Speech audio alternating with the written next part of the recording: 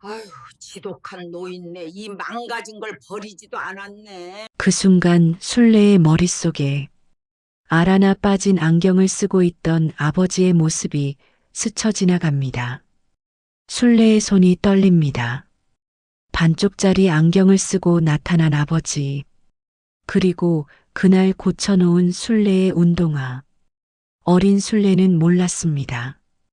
호롱불 아래에서 아버지가 무엇을 희생하셨는지, 당신의 눈으로 무엇을 하셨는지, 이야기 시작 전 구독과 좋아요 눌러주시고, 어디서 듣고 계신지 댓글을 남겨주세요. 제 영상이 듣고 계신 분의 기쁨이 되기를 바라봅니다. 햇살이 유난히 좋던 어느 오후였습니다. 순례는 손주 민준이의 손을 잡고 백화점 운동화 매장을 찾았어요. 민준아, 마음에 드는 거 골라봐. 할머니가 제일 좋은 걸로 사줄게. 민준이는 신이 나서 매장 안을 뛰어다녔습니다. 요즘 아이들 신발은 참 대단하더군요. 불빛이 번쩍이는 것부터 유명한 운동선수의 이름이 붙은 것까지 가격표를 보니 웬만한 어른 구두 감보다 비쌌어요. 하지만 순례는 망설이지 않고 가장 비싼 최신형 운동화를 골랐습니다. 이걸로 주세요. 제일 튼튼하고 가벼운 걸로요. 카드를 내미는 순례의 손은 거침이 없었어요. 하지만 정작 본인의 발을 내려다보니 굽이 다 닳아버린 낡은 신발이 눈에 들어왔습니다. 자식들에게는, 손주들에게는 아낌없이 퍼주면서도 정작 자신을 위해서는 10,000원 한 장 쓰는 게 아까운 게 우리네 어머니들 마음이지요. 할머니, 고맙습니다. 이거 신고 내일 달리기 1등 할게요. 새 신발을 품에 안고 환하게 웃는 민준이를 보며 순례도 미소 지었습니다. 하지만 그 미소 뒤로 가슴 한구석이 싸해지는 건 어쩔 수 없었어요.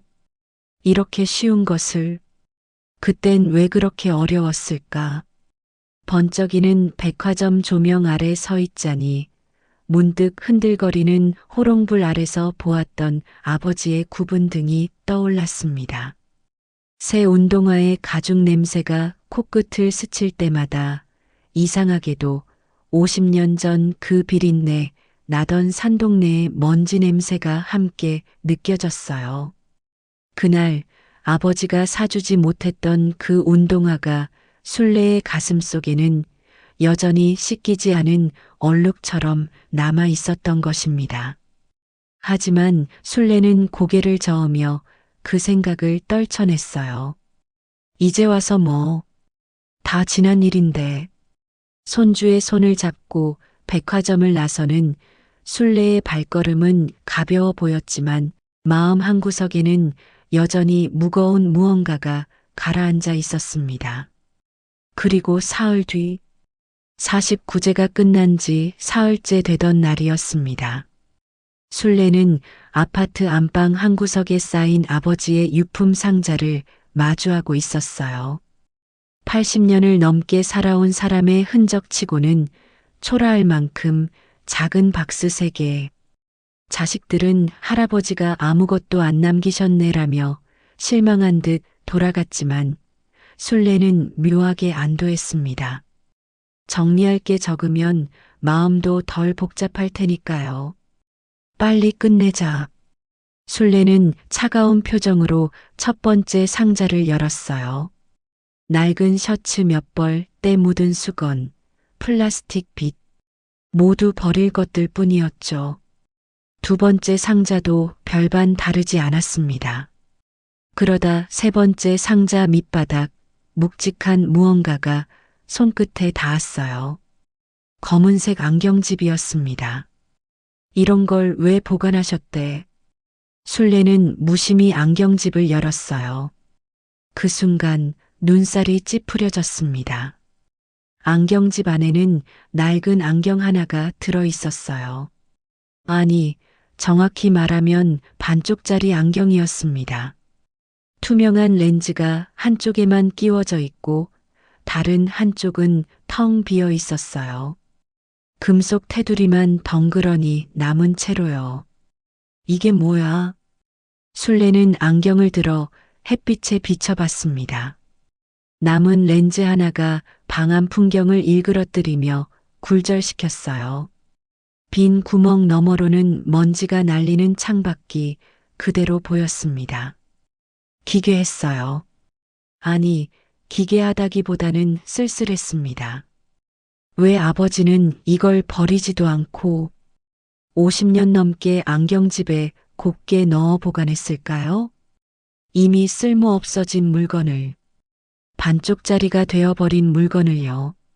할머니, 그거 뭐예요? 술래의 생각을 끄는 건 7살 손주 민준이었어요. 아이는 장난감을 찾으러 온 듯 방문을 열고 고개를 쏙 내밀었습니다. 아무것도 아니야. 가서 놀아. 와, 신기해요. 이거 장난감 망원경 같아요. 민준이가 안경을 덥석 낚아챘어요. 그리고 빈 구멍으로 세상을 들여다보며 깔깔 웃었습니다. 할머니가 2명이에요. 하나는 흐릿하고 하나는 또렷해요. 술래는 순간 가슴이 철렁했어요. 알 수 없는 불쾌감이 목까지 치밀어 올랐습니다. 민준아, 그거 내려놔. 왜요? 그냥 내려놓으라니까. 술래의 목소리가 날카로워지자 민준이는 놀란 표정으로 안경을 바닥에 툭 떨어뜨리고 뛰쳐나갔어요. 조용해진 방. 바닥에 나뒹구는 반쪽짜리 아버지 안경. 술래는 그것을 집어들고 한참을 들여다봤습니다. 렌즈가 빠진 빈 구멍이 마치 아버지가 평생 숨겨온 비밀의 통로처럼 자신을 빤히 응시하고 있었어요. 그리고 그 구멍 너머에서 잊고 싶었던 기억 하나가 스멀스멀 기어 나오기 시작했습니다. 먼지 냄새가 풀풀 나던 산동네, 먼지 날리던 운동장, 그리고 터진 운동화 사이로 삐져나온 엄지발가락. 아, 술래의 손이 미세하게 떨렸어요. 50년 전 가을, 그날의 수치심이 안경. 알이 빠진 구멍처럼 텅 빈 채로 그녀의 가슴 속에 아직도 남아 있었습니다. 엄마, 괜찮으세요? 저녁 무렵 술래의 아들 재훈이가 반찬을 들고 찾아왔어요. 어머니의 얼굴이 심상치 않다는 걸 단번에 알아챘습니다. 괜찮아. 그냥 정리하다가 좀 피곤해서. 그래도 할아버지 돌아가신 지 얼마 안 됐는데 혼자 유품 정리하시면 힘드시잖아요. 술래는 대꾸 없이 찻잔을 들었어요. 차가 목구멍을 타고 내려가는 동안 재훈이 조심스럽게 물었습니다. 엄마는 할아버지랑 사이가 안 좋으셨죠? 49제 때도 우시지 않으셨잖아요. 다들 이상하게 쳐다보던데. 술래는 찻잔을 내려놓으며 차갑게 웃었습니다. 내 할아버지는 나한테 새 신발 한 켤레 안 사준 분이다. 네? 그게 무슨... 됐어. 넌 모를 거야. 술래의 목소리에 오랜 앙금이 묻어났어요. 재훈은 더 이상 묻지 못하고 입을 다물었습니다. 그리고 어머니가 손에 쥔 낡은 안경을 물끄러미 바라봤어요.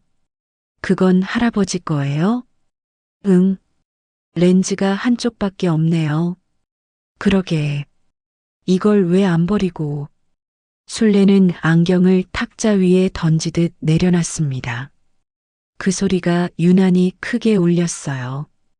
재훈이 돌아간 뒤 술래는 홀로 소파에 앉아 멍하니 천장을 바라봤습니다.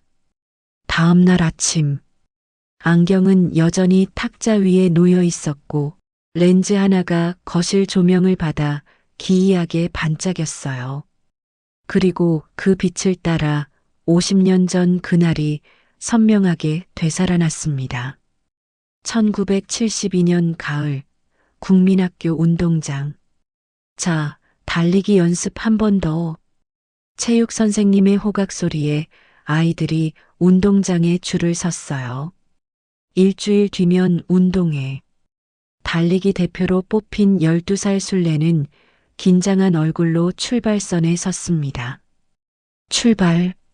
술래가 힘차게 땅을 박차는 순간이었어요. 신발 밑창이 찢어지는 소리가 운동장에 울렸습니다. 술래는 그 자리에 멈춰 섰어요. 고개를 숙여 발을 보니 낡은 운동화 앞코가 크게 갈라져 있었습니다. 엄지발가락이 구멍 밖으로 삐져나왔어요. 푸아. 야, 박순례 신발 터졌다. 거지네, 거지. 저거 완전 거지 신발 아니야? 친구들이 손가락질하며 깔깔 웃었습니다. 술래는 얼굴이 새빨개져서 신발을 벗어 손에 쥐고 맨발로 교실로 뛰어갔어요. 선생님도 친구들도 아무도 괜찮냐고 묻지 않았습니다. 그날 저녁 산동네 단칸방. 술래는 짐을 지고 돌아온 아버지를 보자마자 울먹이며 말했어요. 아빠 오늘 신발 터졌어. 신발? 아버지는 땀을 닦으며 딸이 내민 운동화를 받아들었습니다. 갈라진 밑창을 손가락으로 만지작거렸어요. 얘들이 다 놀렸어. 거지 신발이래. 술래의 목소리가 떨렸습니다. 운동에 일주일 남았는데 나 달리기 대표인데 아빠 새 신발 사줄 수 있어? 아버지는 한참을 말없이 신발을 들여다보다가 고개를 끄덕였어요. 알았다. 정말? 술래의 눈이 반짝였습니다. 그래. 운동회 전까지는 뭐든 해줄게. 그 말에 술래는 처음으로 환하게 웃었어요. 아버지도 딸의 웃는 얼굴을 보며 희미하게 미소 지었습니다. 그날 밤 술래는 기대에 부풀어 잠이 오지 않았어요. 새 하얀 운동화를 신고 운동회에 가는 거야. 일주일 뒤 운동회 당일 아침. 술래는 눈을 뜨자마자 신발장을 확인했습니다. 없었어요. 새 운동화는 어디에도 없었습니다. 거짓말쟁이. 술래의 가슴이 무너져 내렸어요. 그런데 이상했습니다. 머리맡에 운동화가 놓여 있었어요. 일주일 전 그 터진 운동화. 하지만 밑창 구멍 위에 천 조각이 덕지덕지 붙어 있었습니다. 이게 뭐야? 술래는 손으로 밑창을 눌러봤어요. 구멍은 메워져 있었지만 천이 울퉁불퉁했습니다. 뭔가 딱딱한 게 안에 들어있는 것 같았어요. 그때 아버지가 방문을 열었습니다. 술래야, 일어났니? 학교 가야지. 아버지는 평소보다 더 구부정한 자세로 서 있었어요.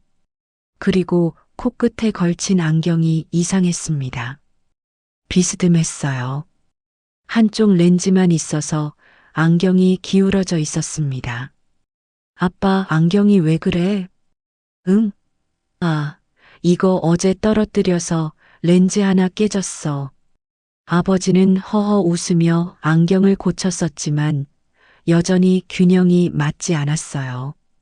신발은 고쳐놨다. 오늘 운동회 잘하고 와. 술래는 고쳐진 신발을 보며 눈물이 핑 돌았습니다. 새 신발이 아니잖아. 친구들은 모두 새 운동화를 신고 올 텐데 자기만 이런 거지 같은 신발을 신고 가야 한다니. 이런 신발 싫어. 술래는 울먹이며 신발을 집어던졌어요. 아버지는 아무 말도 하지 않고 그 신발을 주워 다시 딸의 발치에 놓았습니다. 그래도 신어야지. 맨발로 갈 순 없잖니. 술래는 결국 그 신발을 질질 끌며 학교에 갔어요. 뒤에 남은 아버지는 반쪽짜리 안경을 쓴 채 초점 없는 눈으로 딸의 뒷모습을 오래오래 바라봤습니다. 술래는 운동장 출발선에 섰어요. 친구들이 새 운동화를 자랑하는 동안 술래는 발을 땅에 묻고 싶었습니다. 밑창을 기운 흔적이 너무 선명했어요. 야, 박순례 신발 또 봐. 어우, 천 덕지덕지 붙여놨네. 완전 누더기잖아. 술래는 이를 악물었습니다. 자, 출발. 총소리와 함께 아이들이 뛰기 시작했어요. 술래도 뛰었습니다. 그런데 이상했어요. 밑창이 터진 신발인데도 발바닥이 땅에 닿지 않았습니다. 아니, 정확히는 딱딱한 무언가가 발을 받쳐주고 있었어요. 울퉁불퉁하게. 하지만 술래는 그걸 알아차릴 겨를이 없었습니다. 결승선을 통과한 뒤 친구들의 비웃음만이 귓가에 맴돌았어요. 그날 이후 술래는 아버지를 원망했습니다. 새 신발 하나 못 사주면서 왜 거짓말을 했대. 술래는 안경을 집어들고 한쪽 눈을 감았어요. 남은 렌즈로 세상을 보니 모든 게 흐릿하고 일그러져 보였습니다. 오랜 세월 이렇게 보고 사셨구나. 그런데 이상했어요. 왜 아버지는 렌즈가 빠진 안경을 평생 보관했을까요? 그리고 왜 하필 운동회 당일 아침부터 아버지의 안경은 반쪽이 되어 있었을까요? 떨어뜨려서 깨졌다고 하셨지. 술래는 안경알이 빠진 빈 구멍을 들여다봤습니다. 뭔가 놓친 게 있었어요. 심장이 불규칙하게 뛰기 시작했습니다. 그때 50년 전 그 아침의 기억이 스멀스멀 되살아났어요. 아버지의 비스듬한 안경, 고쳐진 신발 밑창에 울퉁불퉁한 감촉, 그리고 아버지가 한쪽 눈만으로 자신을 바라보던 그 시선. 설마. 술래는 급히 소파에서 일어났습니다. 유품 상자를 다시 뒤지기 시작했어요. 손이 떨렸습니다. 아니야. 그럴 리 없어. 그냥 우연이겠지. 하지만 가슴속 어딘가에서는 이미 알고 있었어요. 술래는 눈을 감았습니다. 그리고 천천히, 아주 천천히 50년 전 그날 밤으로 돌아갔어요. 자신이 잠들어 있던 그날 밤, 아버지가 무엇을 하셨는지 알지 못했던 그 어둡고 긴 밤으로 1972년 가을, 운동회 전날, 술래 씨의 아버지는 시장 모퉁이 신발 가게 앞에 서 있었습니다. 하루 종일 짐 지게를 지고 번 돈을 주머니 속에서 만지작거렸지요. 손마디는 짐줄에 쓸려 피가 배어 나오고 다리는 후들거렸지만 아버지의 눈은 진열장 안에 하얀 고무신과 운동화에 고정되어 있었습니다. 사장님, 저 운동화. 제일 싼 게 얼마요? 에이, 아저씨. 어제도 물어보셨잖아. 그건 아무리 깎아줘도 300원은 주셔야 돼. 아버지의 주머니 속에는 100원짜리 지폐 2장과 구겨진 10원짜리 몇 장뿐이었습니다. 아침부터 물 한 모금으로 버티며 모은 돈이었지만 딸아이의 자존심을 사주기엔 턱없이 모자랐습니다. 아버지는 깊은 한숨을 내쉬며 고개를 떨군 채 돌아섰습니다. 집으로 돌아오는 산동네 비탈길은 평소보다 훨씬 가파르고 멀게만 느껴졌습니다. 단칸방에 들어서니 딸 술래가 눈물 자국이 선명한 얼굴로 잠들어 있었습니다. 머리맡에는 밑창이 너덜너덜해진 낡은 운동화 한 짝이 뒹굴고 있었지요. 아버지는 방구석에 앉아 그 신발을 집어들었습니다. 엄지발가락이 툭 삐져나온 구멍을 만져보는데 마치 자신의 심장에 구멍이 난 것처럼 아려왔습니다. 돈 없는 아비를 만나서 내가 고생이 많구나. 아버지는 품 안에서 유일한 보물인 안경을 꺼냈습니다. 이 안경은 아버지의 유일한 재산이었어요. 짐꾼일을 하면서도 밤이면 안경을 쓰고 신문을 읽고 글을 쓰는 게 아버지의 유일한 낙이었습니다. 이게 없으면 앞도 잘 안 보이고 세상이 온통 흐릿했어요. 아버지는 안경을 닦으며 한참을 망설였습니다. 아버지는 떨리는 손으로 신발을 뒤집어 밑창을 살폈어요. 엄지발가락이 나올 정도로 크게 갈라진 구멍. 돈이 없어서 미안하다, 순례야. 그러다 결심한 듯 떨리는 손으로 오른쪽 안경 렌즈를 꾹 눌렀습니다. 딱! 소리와 함께 유리알이 금속태에서 빠져나왔습니다. 투명하고 둥근 렌즈 하나가 아버지의 손바닥 위에 놓였어요.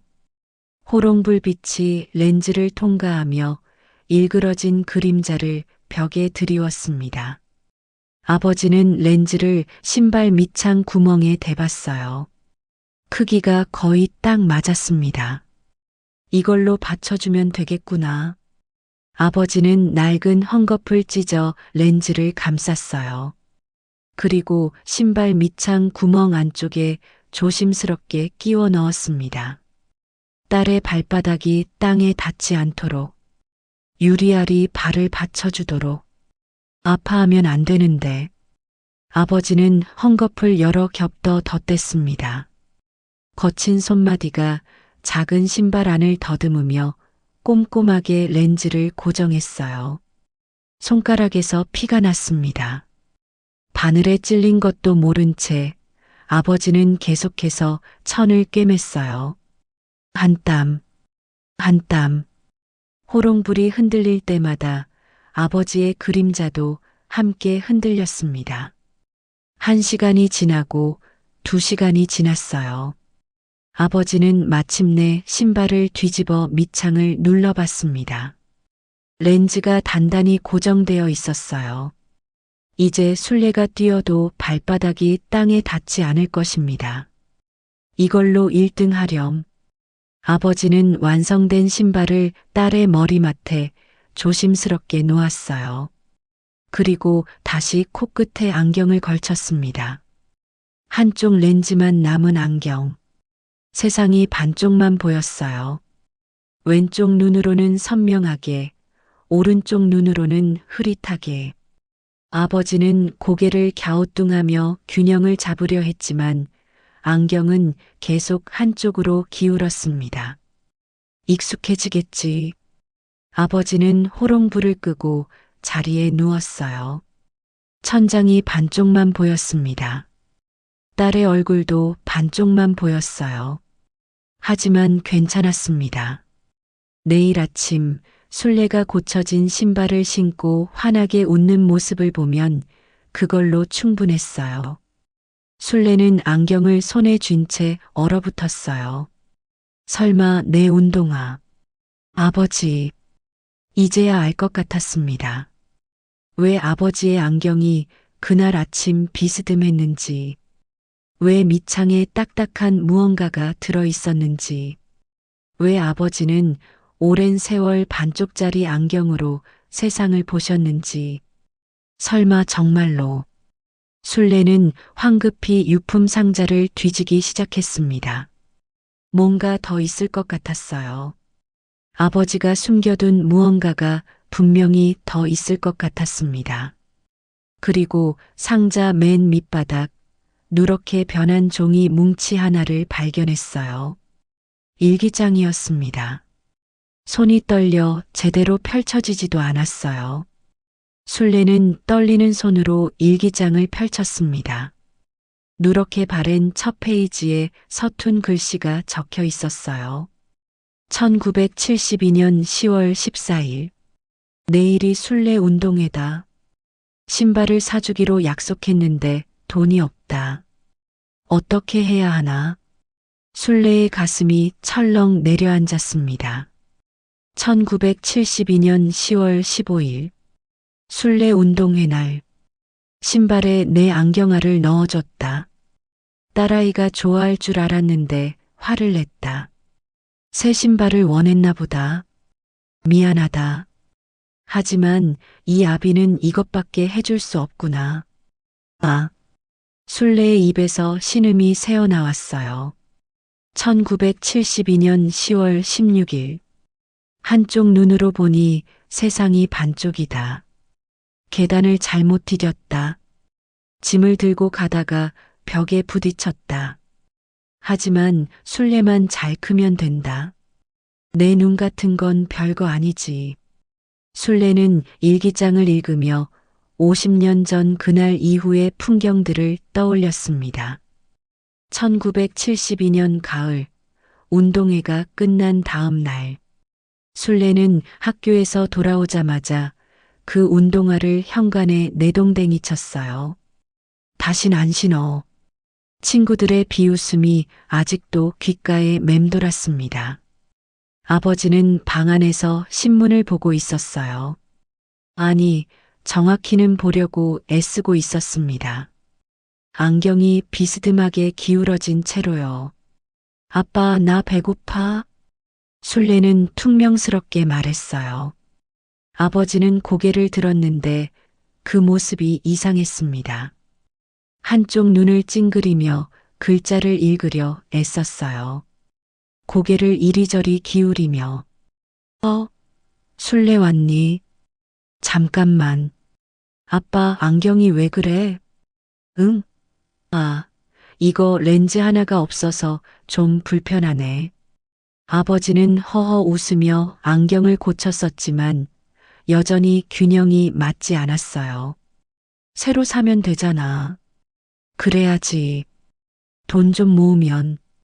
순례는 짜증이 났습니다. 신발도 제대로 못 사주고 안경도 제대로 못 쓰는 가난한 아버지가. 아버지는 부엌으로 가다가 문틀에 어깨를 부딪혔어요. 아이고, 아빠 괜찮아? 응, 괜찮아. 그냥 거리 감각이 좀. 한쪽 눈으로만 세상을 보니 거리 감각이 없어진 것입니다. 마이너스 마이너스 마이너스. 현재 순례는 일기장을 넘겼어요. 1972년 10월 25일. 오늘 계단에서 넘어졌다. 순례가 안경 사라고 소리쳤다. 사고 싶다. 하지만 그 돈이면 순례 참고서를 살 수 있다. 참자. 조금만 더 참자. 순례는 그날을 기억했습니다. 1972년 가을, 어느 날 저녁, 아버지는 짐을 지고 돌아오다가 계단에서 넘어졌어요. 무릎이 까져서 피가 흘렀습니다. 아빠, 괜찮아, 괜찮아. 그냥 발 헛디뎠어. 하지만 순례는 알았어요. 아버지가 거리를 제대로 보지 못해서 넘어진 거라는 걸. 아빠 안경 좀 제대로 사요. 순례가 소리쳤습니다. 돈이 없잖니. 그럼 나한테 신발 사준다고 거짓말은 왜 했어요? 순례는 울먹이며 소리쳤어요. 아버지는 아무 말도 하지 못했습니다. 그저 딸을 바라볼 뿐이었어요. 반쪽짜리 안경 너머로, 초점 없는 눈으로. 미안하다. 아버지는 작게 중얼거렸습니다. 아빠가 미안해. 마이너스 마이너스 마이너스. 현재. 순례는 울먹이며 일기를 계속 읽었어요. 1973년 3월 2일. 순례 참고서 샀다. 안경 살 돈으로. 괜찮다. 이 정도면 볼 수 있다. 1976년 6월 10일. 순례가 고등학교에 합격했다. 입학준비금 마련했다. 안경은 다음에. 1979년 2월 3일. 순례 대학 등록금 냈다. 안경알 하나쯤 없어도 산다. 딸아이 웃는 얼굴만 보면 된다. 일기는 계속 이어졌습니다. 그렇게 아버지는 순례가 취직을 해서 첫 월급을 타서 안경을 사들이기 전까지 그 불편한 안경을 쓰고 계셨어요. 아버지. 순례는 일기장을 떨어뜨릴 뻔했습니다. 그 순간 일기장 마지막 페이지에서 뭔가가 바닥에 떨어졌어요. 헝겊에 쌓인 작은 무언가. 순례는 떨리는 손으로 그것을 집어들었습니다. 천천히 헝겊을 풀었어요.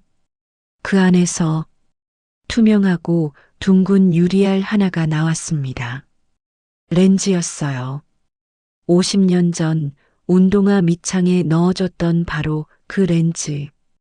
기스가 잔뜩 나서 끼워도 보이지 않을 것 같은 렌즈. 이게 왜?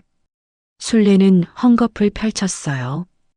거기에 작은 글씨가 적혀 있었습니다. 순례야, 내가 버린 신발에서 다시 꺼냈다. 이 아비는 내가 세상에서 제일 높은 곳만 딛고 살길 바랐다. 반쪽짜리 눈으로도 너의 앞길만은 환하게 보고 싶었다. 이 렌즈가 내 발밑을 지켜줬듯이 이 아비도 평생 내 뒤에서 너를 지켜봤단다. 순례는 그 자리에서 무너졌습니다. 아버지. 50년 동안 몰랐어요. 아버지의 마음을. 당신은 흐릿한 세상을 보면서 딸의 길만은 밝히려 하셨다는 걸. 순례는 렌즈를 가슴에 꼭 안고 통안의 오열을 터뜨렸습니다. 방 안가득 50년 묵은 원망과 후회가 눈물로 쏟아져 내렸어요. 순례는 얼마나 울었을까요? 50년 전 이 작은 렌즈 하나가 자신의 발밑을 받쳐주고 있었다는 것.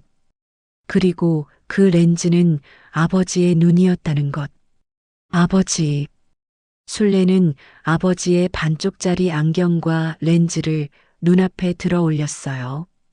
렌즈를 통해 세상을 보니 모든 것이 확대되고 일그러져 보였습니다. 아버지는 오랜 세월 이렇게 보셨구나. 한쪽은 선명하게, 한쪽은 흐릿하게. 순례는 천천히 일어나 유품 상자로 다시 돌아갔어요. 뭔가 더 있을 것 같았습니다. 아버지가 남기신 흔적이 더 있을 것 같았어요. 상자를 뒤지던 순례의 손이 멈췄습니다. 상자 구석, 낡은 비닐봉지에 쌓인 무언가가 있었어요. 순례는 떨리는 손으로 비닐봉지를 열었습니다. 그 안에는 어린 시절 자신이 신었던 다 터져 있는 운동화 한 켤레가 들어 있었습니다. 아니, 이게 왜 여기에? 순례는 숨이 멎었습니다. 50년 전 자신이 현관에 내동댕이 치고 다시는 신지 않겠다며 버렸던 바로 그 운동화. 순례는 밑창을 뒤집어 보았어요. 천 조각이 덕지덕지 붙어 있었고 렌즈가 들어있던 자리만 터져 있었어요. 아버지는 이걸 다시 꺼내셨구나. 순례의 손이 떨렸어요. 50년 전 그날 밤 어린 순례는 그 신발을 버렸습니다. 운동회가 끝나고 며칠 뒤 창피해서 더 이상 보고 싶지 않아서 쓰레기통에 던져버렸어요. 그런데 아버지는 쓰레기통에서 그 신발을 다시 꺼내셨던 것입니다. 밑창을 뜯어내고 조심스럽게 렌즈를 다시 꺼내셨던 거예요. 왜요? 왜 다시 꺼내셨어요? 순례는 운동화를 가슴에 안았습니다. 50년 묵은 먼지 냄새가 코끝을 스쳤어요. 목이 메어 더 이상 말이 나오지 않았습니다. 순례는 일기장을 다시 펼쳤어요. 마지막 페이지가 남아 있었습니다. 2025년 7월 15일. 이제 곧 떠날 것 같다. 순례에게 미안한 것이 많다. 평생 가난하게 살게 해서 미안하다. 새 신발 하나 사주지 못해서 미안하다.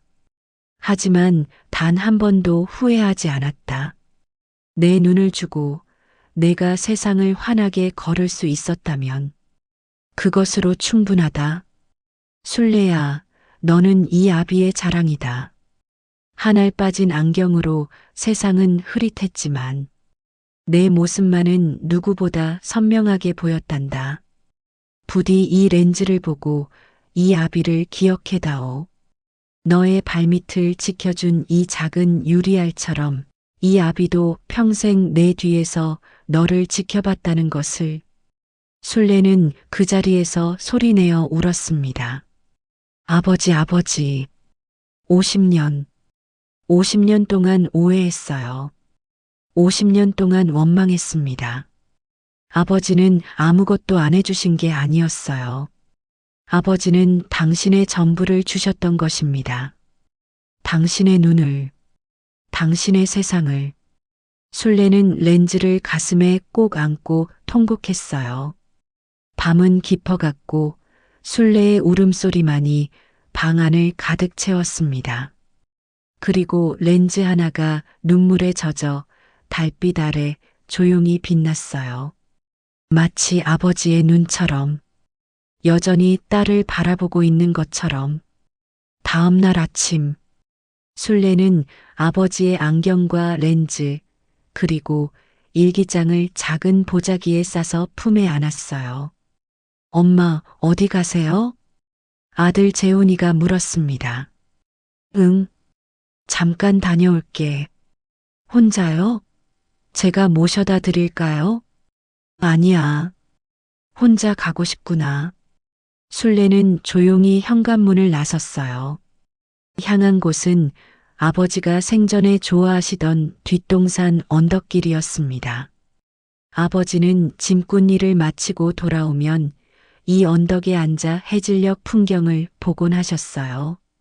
저기서 뭘 보세요? 어린 순례가 물으면 아버지는 이렇게 대답하셨습니다.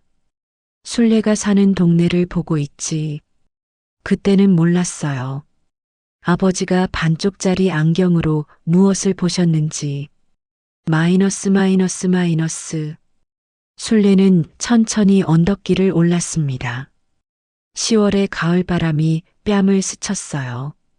50년 전 그때처럼 선선했습니다. 언덕 정상에 도착하자 순례는 도단경을 꺼내 코끝에 걸쳤어요. 한쪽 렌즈만 있는 안경. 세상이 반쪽만 보였습니다. 왼쪽은 선명하게, 오른쪽은 흐릿하게. 순례는 고개를 갸우뚱했어요. 아버지가 평생 그렇게 하셨듯이. 그리고 아래를 내려다봤습니다. 도심의 아파트들이 보였어요. 그 중 하나가 자신이 사는 집이었습니다. 자식들이 잘 자라서 이렇게 좋은 곳에 집을 마련해 줬어요. 아버지, 이걸 보고 계셨구나. 순례의 눈에서 눈물이 흘렀습니다. 아버지는 이곳에서 딸이 사는 집을 보셨던 것이에요. 흐릿한 눈으로. 하지만 그 누구보다 선명한 마음으로. 제가 잘 사는 모습을 보고 싶으셨던 거죠? 순례는 주머니에서 렌즈를 꺼냈어요. 햇살에 비친 렌즈가 무지갯빛으로 반짝였습니다. 아버지, 이제야 알았어요. 순례는 렌즈를 눈에 대고 세상을 봤어요. 모든 것이 확대되어 보였습니다. 멀리 있던 것들이 가까이 보였어요. 아버지는 이 렌즈로 저를 보셨구나. 항상 가까이에서. 제가 너무 몰랐어요. 순례는 안경을 벗어 가슴에 안았습니다. 평생 원망만 하고 살았어요. 아버지가 아무것도 안 해주셨다고. 가난만 물려주셨다고. 바람이 불었어요. 마치 아버지의 대답처럼. 하지만 아버지는 제게 주셨어요. 당신의 눈을, 당신의 전부를. 순례는 품에서 일기장을 꺼냈습니다. 마지막 페이지를 펼쳤어요. 순례야, 너는 이 아비의 자랑이다. 아버지, 평생 반쪽 눈으로 봐왔지만 내 모습만은 누구보다 선명하게 보였다. 술래는 일기장을 가슴에 꼭 안았어요. 아버지, 이제는 제가 아버지의 눈이 되어 드릴게요. 술래는 천천히 언덕을 내려왔습니다. 발걸음이 가벼웠어요. 50년 동안 가슴에 품고 살았던 원망과 후회를 모두 내려놓은 듯 했습니다. 며칠 뒤, 술래는 자식들과 손주들을 모두 불러 모았어요. 할머니, 왜 부르셨어요? 7살 민준이가 물었습니다. 할머니가 너희들한테 할아버지 이야기를 해주려고. 술래는 아버지의 안경과 렌즈, 그리고 낡은 운동화 조각을 상 위에 펼쳐 놓았어요. 이게 뭐예요? 이건 말이야. 술래는 50년 전 그날의 이야기를 들려줬습니다. 가난했던 운동의 날, 터진 운동화를 고쳐주신 아버지, 그리고 그 밑창 속에 숨겨진 아버지의 눈. 자식들은 눈물을 흘렸어요. 할아버지가 그런 분이셨구나. 엄마, 그동안 할아버지께 왜 그렇게 차갑게 대하셨어요? 재훈이가 물었습니다. 몰랐어. 엄마도 몰랐단다. 술래는 렌즈를 손에 들었어요. 하지만 이제는 알아. 사랑은 때로 보이지 않는 곳에서 우리를 지탱해 주는 거라는 걸. 이 작은 렌즈처럼 말이야. 민준이가 렌즈를 신기하게 쳐다봤어요. 할머니, 이거 작은데 진짜 할아버지 눈이에요? 그래. 할아버지는 이걸로 세상을 보셨단다. 술래는 민준이의 머리를 쓰다듬었습니다. 그리고 평생 할머니를 지켜보셨지. 그날 저녁, 술래는 혼자 아버지의 영정 앞에 앉았어요. 사진 속 아버지는 반쪽짜리 안경을 쓴 채 희미하게 웃고 계셨습니다. 아버지, 술래는 렌즈를 영정 앞에 놓았어요. 이제 돌려드릴게요. 평생 저 때문에 불편하게 사셨죠. 하지만 술래는 알고 있었습니다. 아버지는 한 번도 불편하다 생각하지 않으셨을 거라는 것을. 딸이 환하게 걸을 수 있다면 그것만으로 충분하셨을 거라는 것을. 아버지 사랑합니다. 술래는 처음으로 그 말을 했어요. 생전에 한 번도 하지 못했던 말. 그리고 미안합니다. 눈물이 주르륵 흘렀습니다. 하지만 이번에는 원망의 눈물이 아니었어요. 감사와 사랑의 눈물이었습니다. 마이너스. 3개월 뒤, 술래는 아버지의 안경을 작은 액자에 넣어 거실에 걸었어요. 한쪽 렌즈만 있는 그 안경. 그리고 그 옆에는 작은 설명이 붙어 있었습니다. 우리 아버지의 눈. 평생 반쪽으로 세상을 보시며 딸의 앞길만은 환하게 밝혀주셨던 위대한 사랑의 증거. 손주들이 놀러 올 때마다 그 액자를 보며 물었어요. 할머니, 이게 뭐예요? 그러면 술래는 웃으며 대답했습니다. 왕 할아버지의 사랑이란다. 어느 가을날, 술래는 다시 그 언덕을 올랐어요. 이번에는 혼자가 아니었습니다. 자식들과 손주들이 함께였어요. 언덕 정상에서 술래는 아래를 내려다봤습니다. 도시는 저녁 노을에 물들어 황금빛으로 빛났어요. 예쁘다. 민준이가 말했습니다. 그렇지? 술래는 손주의 손을 잡았어요. 왕할아버지도 여기서 이 풍경을 보셨단다. 왕할아버지도 예쁘다고 생각하셨을까요? 물론이지. 할아버지는 이 세상 무엇보다 이 풍경을 사랑하셨어. 술래는 마음속으로 덧붙였습니다. 왜냐하면 이곳에서 당신 딸이 사는 모습을 볼 수 있었으니까. 석양이 지고 어둠이 내렸어요. 술래는 마지막으로 언덕에서 아래를 내려다봤습니다. 불빛 하나하나가 켜지는 도시, 그 중 하나가 자신의 집이었어요. 아버지, 잘 보이세요? 술래는 속삭였습니다.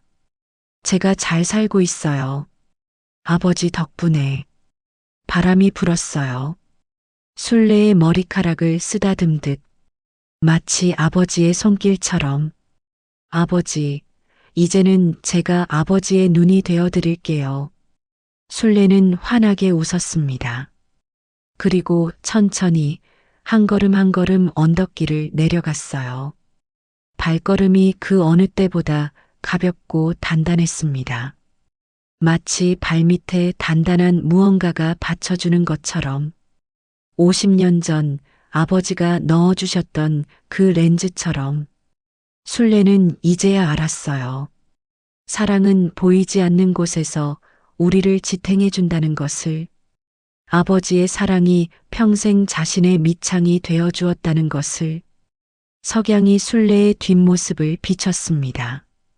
그 길은 꽃길처럼 환했어요. 오늘 이야기가 조금이나마 감동을 드렸다면 구독과 좋아요로 함께 해주세요.